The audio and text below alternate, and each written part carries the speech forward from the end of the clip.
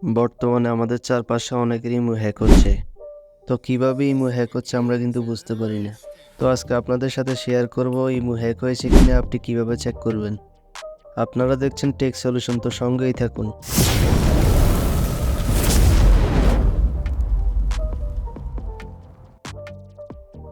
সবার প্রথমে আপনি ইমোতে চলে আসবেন। ইমোতে আসার পরে উপরে বাম পাশে আইকনে ক্লিক করবেন।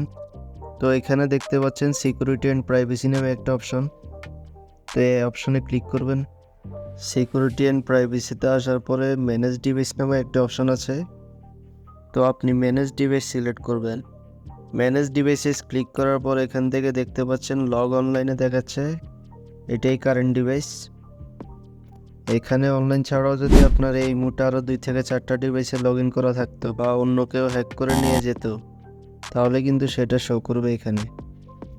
যেমন দেখেন আমার এটা পোকো ফোন, পোকোটা কিন্তু এখানে দেখাচ্ছে। এমনকি এখানে কারেন্ট লোকেশন সেটাও কিন্তু তারা বলে দিচ্ছে। তো এইটা দেখে আপনি বুঝতে পারবেন আপনার ইমোটা হ্যাক হয়েছে কিনা।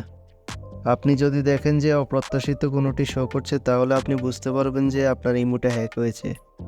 তো এই ক্ষেত্রে আপনাকে যে কাজটা করতে হবে সেটা হচ্ছে ওই অ্যাকাউন্টের উপর ক্লিক করে, আমার যেহেতু এখানে একাধিক অ্যাকাউন্টে লগ ইন করা নেই, সো আপনার থাকলে আপনি করে নেবেন।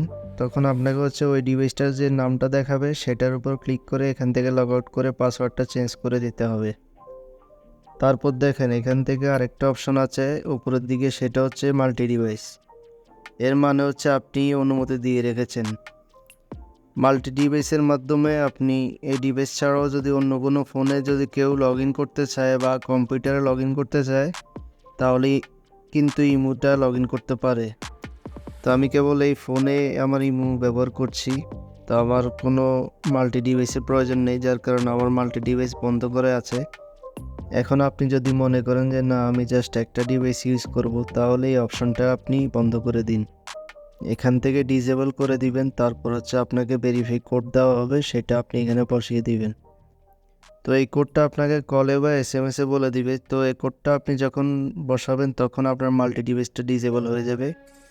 এখন আপনার ওই ডিভাইস ছাড়া অন্য কেউ যদি 1000 বার চেষ্টা করে অন্য কোনো ডিভাইসে লগ ইন করতে, তাহলে কিন্তু সে লগ ইন করতে পারবে না। লগ ইন করতে গেলে এখান থেকে লগ আউট করতে হবে। সো এই হচ্ছে বিষয়। একদিক থেকে প্রোটেকশন নিলেন, আপনি এবার ব্যাক করে চলে আসেন। আরও একটা প্রোটেকশন নেওয়ার ব্যবস্থা আছে, আর সেটা হচ্ছে দেখেন লগ ইন প্রোটেকশন নামে একটা অপশন আছে। জাস্ট এটার উপর ক্লিক দিবেন। দেওয়ার পরে এখানে দেখেন বেসিক প্রোটেকশনের মধ্যে 2টা প্রোটেকশন, একটা হচ্ছে 2 স্টেপ ভেরিফিকেশন আর একটা হচ্ছে অ্যান্সার কোশ্চেন। তো আপনি চাইলে এটাকে অন করে নিতে পারেন। এটা পাশে ক্লিক দিবেন, দেওয়ার পরে হচ্ছে ওকে করে দিবেন।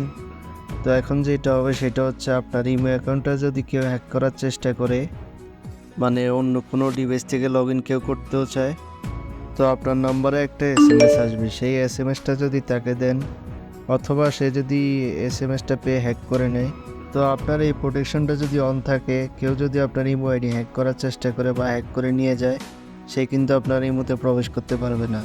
তো এভাবে কিন্তু আপনি খুব সহজে চেক করে নিতে পারেন আপনার ইমো অ্যাকাউন্টটা হ্যাক হয়েছে কিনা, এবং আপনার ইমো অ্যাকাউন্টের প্রোটেকশনও চাইলে আপনারা দিতে পারেন। তো গাইজ, এই ছিল মূলত আমার আজকের ভিডিও। যদি ভিডিওটি ভালো লেগে থাকে অবশ্যই একটা লাইক করতে ভুলবেন না। আজকের মতো এখানে বিদায় নিচ্ছি। আল্লাহ হাফেজ।